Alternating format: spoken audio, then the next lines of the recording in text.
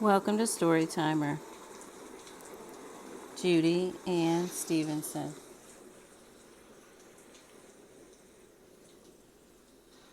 Judy Stevenson was born in 1956. She was a graduate of Benjamin Logan High School.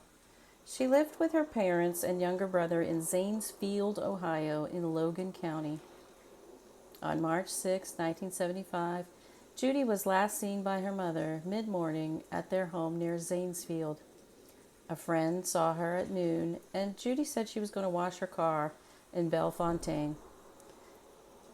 Judy was supposed to babysit at 3 p.m. that day. Her mom had reminded Judy that she needed someone to watch Judy's 3-year-old brother, Richard. When Judy failed to show up, her mother took Richard to her husband's workplace.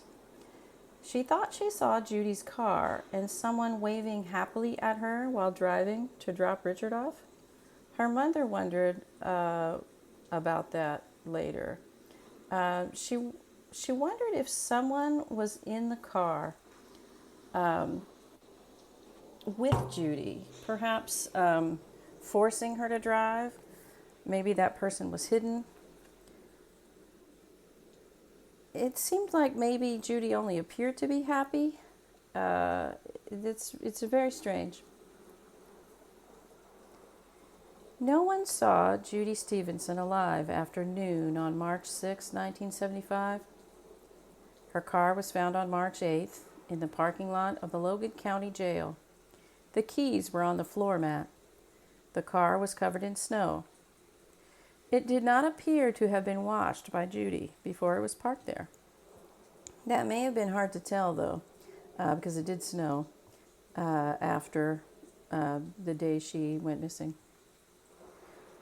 She may have washed it and it was dirty again from the driving where her mother saw the car driving past.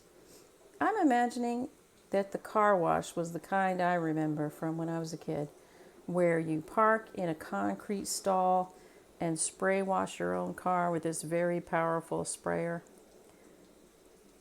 That situation is an opportunity for a man to see a young woman and approach her undetected while it's noisy.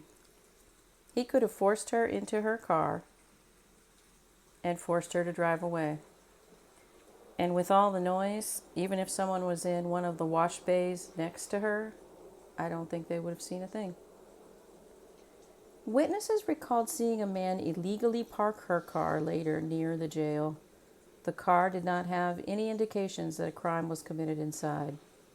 I assume investigators meant that there was no signs of blood or a struggle or other clues.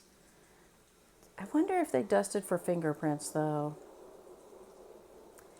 A few days after her car was found, her coat and one of her shoes was found on Ludlow Road.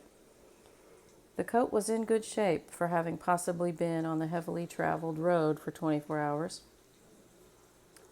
On April 22, 1975, 47 days after her disappearance, Judy was finally found in a wooded area by mushroom hunters. Phyllis Prawl, 44, and her son were hunting mushrooms in the woods near their home on Monroe Township Road, 163. That's southeast of Bellefontaine in a rural area. Judy had been raped and strangled with her shoelace. She was only clothed in her bra and shirt. It seems like Judy was abducted in or near Bellefontaine, that someone raped and strangled her with her shoelace and dumped her in that wooded area on Township Road 163. They then drove her car back to the Logan County Jail. So you would think that the killer was either from that town or his vehicle was left there somewhere near the Logan County Jail. I'm thinking he wouldn't want to walk too far back to his car. A sketch of the suspect was released in 1975. It's a composite sketch in which several photographs are compiled together to make the face of a man. In May 1975, Judy's wallet was found. It contained her ID, but little else. That detail of strangling with a shoelace sticks out to me. So, Judy was abducted, raped, and strangled with a shoelace in 1975. Ann Harmeyer in Indiana was abducted, raped, and strangled with a shoelace near Martinsville, Indiana, in September of 1977. She was taken off the side of the road when her car broke down in the morning on her drive back to Indiana University. Her murder is still unsolved. Tara Renee Meredith was abducted, raped, and strangled with a shoelace near Greenfield, Indiana, in September 1979. She had left her house after school near Geist Reservoir on foot, and so she was likely abducted also during daylight hours. So that's three now. 3 girls, all abducted during daylight hours, all raped and strangled with their own shoelaces. Tara Renee Meredith's murder was caught almost immediately, though. John T. Gibson Jr. was caught that same night. He was tried and convicted and served decades for the crime in Indiana. He was then released after serving his sentence. I've been trying to locate a photo of John T. Gibson Jr., but haven't found one yet.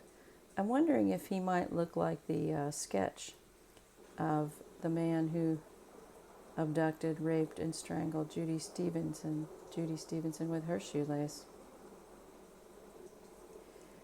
It's very compelling, that shoelace detail. Who else could this be if it's not John T. Gibson Jr.? Well, it's not Eugene William Gall. He's still in custody for a series of abductions, rapes, and robberies in 1970. He was released, even though he was supposed to serve 10 to 30 years. He was released in April of 1977.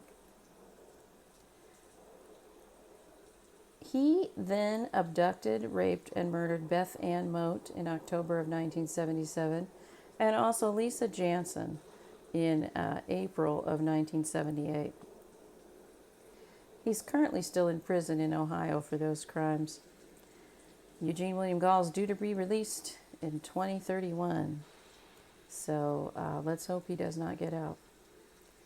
Larry Ralston is on the loose in Ohio, but this is pretty far north in comparison to the crimes that he's convicted of. He tended to abduct women that he was acquainted with, the women that he met at parties. He abducted and raped and strangled women. Like I said, he was typically always acquainted with the women that he murdered. He's still a potential suspect to be looked at here, though. Larry Ralston was free at the time of Judy Stevenson's murder. He was not in custody until November 15th, 1977. He's serving life in prison in Ohio as well. If there's anything to test in Judy Stevenson's case, I would look at John T. Gibson Jr. of Indiana and Larry Ralston of Ohio. Judy Ann Stevenson is buried in her hometown of Zanesfield, Ohio. If you have a tip about Judy Ann Stevenson's murder, please contact the Logan County Sheriff's Office at 937-592-5731, or use the link that I will copy and paste into the comments section of this video. There's always hope that a murder can be solved, and I think there's quite a lot of hope for Judy Ann Stevenson's case. Rest in peace, Judy Ann Stevenson.